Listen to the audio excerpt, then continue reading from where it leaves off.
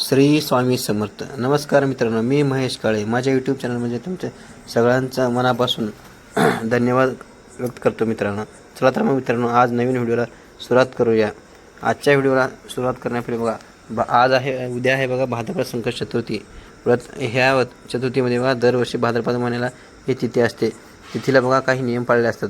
संकट चतुर्थी असे म्हणते असतं. याशिवाय बघा ही संकट चतुर्थी बघा पितृपक्षात असल्यामुळे या चतुर्थीचे महत्त्व आणखीनच वाढलेलं आहे मित्रांनो. चतुर्थीचे व्रत बघा महिन्यामध्ये दोनदा येत असते. पहिली कृष्ण पक्षातील चतुर्थी तिथी आणि दुसरी शुक्ल पक्षातील चतुर्थी तिथी.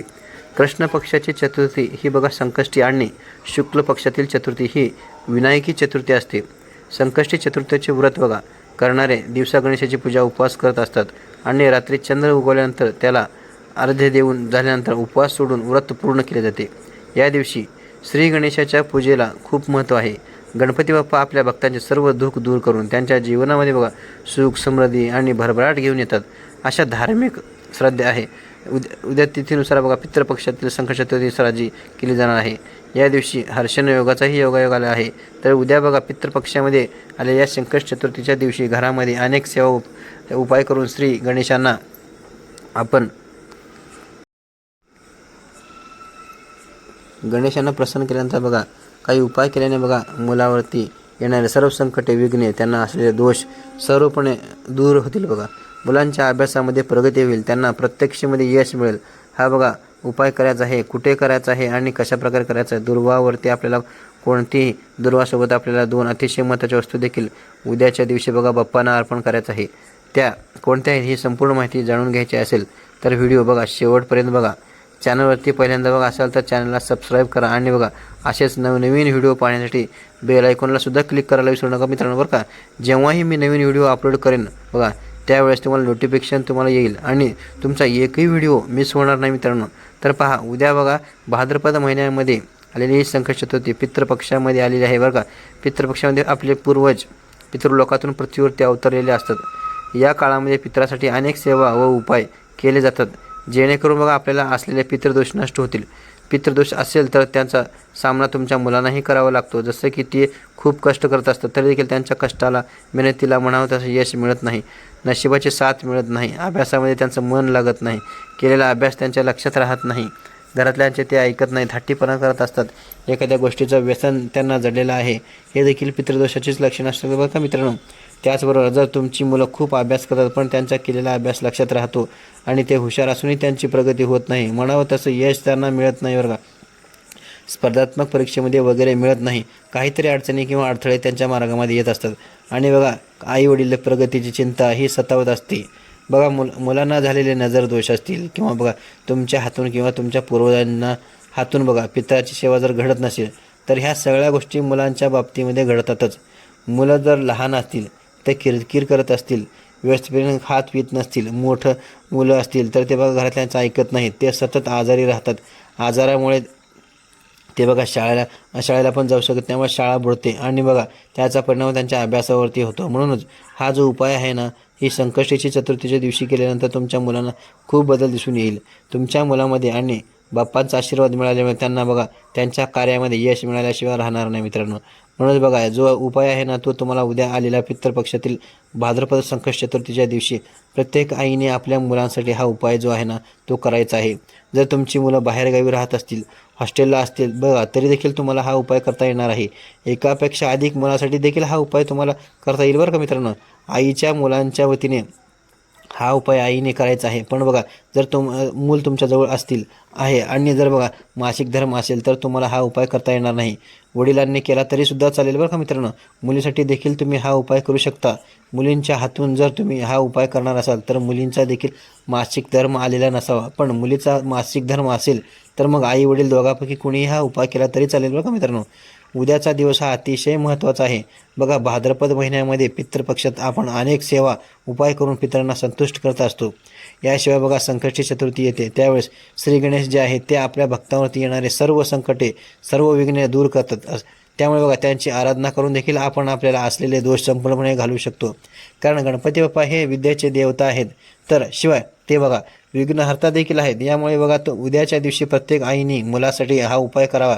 जर तुमच्या मुलांच्या नोकरी व्यावसायिक विषयक काही बी समस्या असतील बघा, म्हणजे नोकरीमध्ये म्हणावी तशी त्यांची प्रगती होत नसेल, व्यवसायाच्या ठिकाणी त्यांची भरभराट होत नसेल, तरी देखील मित्रांनो तुम्हाला हा जो उपाय आहे ना तो करता येणार आहे. म्हणजेच बघा, तुमच्या शाळेत जाणाऱ्या, कॉलेजला जाणाऱ्या मुलामुलीपासून ते अगदी नोकरी व्यवसाय करणाऱ्यापर्यंत प्रत्येकासाठी, प्रत्येकाच्या आईने हा जो उपाय आहे ना तो आपल्या मुलांच्या भविष्यासाठी, चांगल्या सुख समृद्धीसाठी, जीवनासाठी हा चांगला उपाय तुम्हाला करायचा आहे मित्रांनो. हा उपाय तुम्हाला करायचा आहे बघा. सकाळ दिवशी पहाटे लवकर उठायचं आहे. उठल्यानंतर बघा आपल्याला बघा सगळ्यात अगोदर आपल्या घराची स्वच्छता करायची आहे. यानंतर बघा अंघोळ वगैरे करून देवपूजा करायची आहे. त्यानंतर बघा आपल्या प्रत्येकाच्या देवघरामध्ये बघा श्री गणेशाची मूर्ती हे असतेच. त्यामुळे बघा उद्याच्या दिवशी मूर्तीवरती आपल्याला अभिषेक करायचा आहे. हा अभिषेक तुम्ही पाण्याने करू शकता, पंचामृताने करू शकता किंवा पाण्याने, पंचामृताने आणि पुन्हा पाण्याने असं करतं तुम्हाला ओम गण गणपतये नमः या मंत्राचा जप करायचा आहे. किंवा बघा तुम्ही अथर्व शीर्षाचे पठणसुद्धा करून हा अभिषेक जो आहे तो करू शकता. यासाठी तुम्हाला गळतीचा वापर तुम्ही करू शकता. त्यानंतर हे जे पाणी आहे ते तुम्हाला तुमच्या मुलांना तीर्थमान ते प्यायला द्यायचं आहे. घरातील श्री गणेशाची पंचोपचारी पूजा करायची आहे, ज्यामध्ये बघा श्री गणेशांना गंध लावायचा आहे. ओलं कुंकू, अक्षदा, धूप, दीप, लाल रंगाचं जास्वंदीचं फूल आणि दुर्वाची जुडी, मोदकाचा नैवेद्य अर्पण करून मग हा उपाय तुम्हाला मुलासाठी जो आहे तो करायचा आहे. बघा हा उपाय तुम्ही दिवसभरामध्ये कधीही करू शकता, अगदी संध्याकाळी केला तरीही चालेल, पण चंद्रदर्शनाच्या अगोदर हा उपाय जो आहे तो तुम्हाला करायचा आहे. पण हा जो उपाय आहे तो जवळच असलेल्या एखाद्या मंदिरामध्ये जाऊन करायचा आहे, कारण घरापेक्षा कितीतरी पटीने पवित्र हे मंदिर असतं. त्यामुळे तुमच्या वेळेनुसार जेव्हा तुम्हाला वेळ मिळेल तेव्हा तुम्हाला तुमच्या घराच्या आसपास असलेल्या एखाद्या श्री गणेशाच्या मंदिरात जायचं आहे. सोबतच जात असताना तुम्हाला एक ताम्हण घ्यायचं आहे, त्या जास्वंदीचे फूल घ्यायचं आहे, दुर्वांचा उपाय करायचा आहे. म्हणजे बघा तुम्हाला 21 दुर्वांची जोडी लागणार आहे, ती देखील घ्यायची आहे. आणि तुम्ही तुमच्या दोन मुलासाठी हा उपाय करत असाल तर 21 अशा 2 दुर्वांच्या जोड्या तुम्हाला घ्यायच्या आहेत. 2 लांब रंगाचे तुम्हाला जास्वंदीचे फूल घ्यायचे आहेत. आणि यासोबत बघा एक अतिशय महत्त्वाची वस्तू जी आहे ती तुम्हाला उद्या या दोन्ही वस्तूसोबत घ्यायची आहेत, जी बाप्पांना बघा अतिशय प्रिय आहे. ती वस्तू म्हणजे शमीपत्र. बघा शमीपत्र ज्याला आपण सौंदडा असे देखील म्हणत असतो. मी तुम्हाला स्क्रीनवरती त्याचे पान दाखवले आहे. जे हे पान घ्या, हे 2 पान घ्यायचं आहेत. आणि 2 मुलासाठी घेतले असाल तर 2 घ्या. हे संख्येने 2 पान गणपती घ्यायचे आहेत. त्यानंतर तुम्हाला बघा गणपती बाप्पासाठी बुंदीचे लाडू किंवा बघा मोदक सोबत न्यायचे आहेत. त्यानंतर बघा सर्व साहित्य घेऊन जाऊन उद्या मंदिरामध्ये तुम्हाला संकष्ट चतुर्थीच्या दिवशी गेल्यानंतर बघा गर्दी असू शकते मंदिर म्हटलं की, त्यामुळे तरी पण तुम्हाला बघा हा उपाय जो आहे तो तिथे बसूनच या तिन्ही वस्तूवरती सेवा करायची आहे. आणि तुमच्या इच्छा मनोकामना व्यक्त करताना बाप्पांना ह्या वस्तू अर्पण करायच्या आहेत. तर पहा आपण घेतलेली दुर्वांची एक जोडी, सोबतच लाल रंगाचे फूल आणि शमीपत्र या तिन्ही वस्तू बघा आपल्या उजव्या हातामध्ये पकडायच्या आहेत. त्यानंतर बघा तुम्हाला एका वेळा अथर्व शीर्षाचे पठण करायचे आहेत. या दोन्ही मुलासाठी घेतलेल्या या दोन्ही वस्तू तुम्ही बघा उजव्या हातामध्ये पकडून एकदाच तुम्ही अभिमंत्रित करू शकता, किंवा तुम्ही मग वेगवेगळ्या वेळेस पहिल्या वेळेस 3 वस्तू घेऊन करायच्या आहेत, दुसऱ्या मुलासाठी 3 वस्तू घेऊन पुन्हा एकदा तुम्ही ती करू शकता. त्यानंतर बघा अभिमंत्रित परत दुसऱ्या वस्तूवर करायचं आहे आणि त्या दुसऱ्या मुलासाठी अभिमंत्रित करून घ्यायचं आहे. त्यानंतर बघा तुम्हाला श्री गणेश जायचं जे आहे ते तिथे गर्दी असेल तर मग तुम्हाला गणपती बाप्पाजवळ जाऊन पण पूजा करता येणार नाही. तर ह्या सर्व वस्तू तुम्ही तुमच्या मनोकामना इच्छा व्यक्त करत बाप्पांच्या चरणी तिथे असलेल्या पुजाऱ्यांना अर्पण करायला सांगायचं आहेत. बघा बाप्पांच्या चरणी ह्या सर्व वस्तू अर्पण केल्यानंतर नेलेला जो नैवेद्य आहे त्यामध्ये बघा बुंदीचे लाडू असतील किंवा मोदक असतील ते तुम्हाला बाप्पांच्या चरणाजवळ ठेवून परत घ्यायचे आहेत. आणि याशिवाय बघा जर तुम्ही अर्पण केलेल्या वस्तू म्हणजे शमीपत्राने लाल रंगाच्या जास्वंदाचे फूल आणि बघा जोडी बाप्पा यांच्या चरणाजवळ ठेवून पुजाऱ्याकडून परत ती घेता आली तर उत्तम आहे. पण बघा जर गर्दीमध्ये तुम्हाला नाही मिळालं तर काहीही हरकत नाही बघा. पण जर तुम्हाला त्या वापस आणता आल्या तर मग त्यांच्या तुम्हाला काय करायचं आहे मित्रांनो सुद्धा मी तुम्हाला या व्हिडिओमध्ये सांगणारच आहे. श्री गणेशाजवळ तुम्हाला दोन्ही हात जोडून तुमच्या मुलांच्या प्रगतीसाठी प्रार्थना करायची आहे. त्यांचे सर्व दोष दूर व्हावे, त्यांच्यावर येणारे सर्व संकटे विघ्ने दूर व्हावेत, त्यासाठी बाप्पाजवळ तुम्हाला मनोभावे प्रार्थना करायची आहे. त्यानंतर हा जो नैवेद्य किंवा प्रसाद आहे तो तिथे असलेल्या भाविकांना तुम्हाला वाटप करायचा आहे. जर तुम्हाला दुर्वांची जोडी बाप्पांच्या चरणाजवळ असलेली परत घेता आली तर बघा उत्तम, किंवा मग इतर लोकांना जर ती दुर्वांची जोडी अर्पण केलेली असेल ती सुद्धा तुम्हाला मिळेल तरी चालेल, ती देखील तुम्हाला सोडायची नाही, कारण त्या बाप्पांना त्या दुर्वांना बाप्पांचा स्पर्श झालेला आहे. घरापेक्षा कितीतरी पटीने पवित्र सकारात्मकता ही मंदिरामध्ये असते बरं का.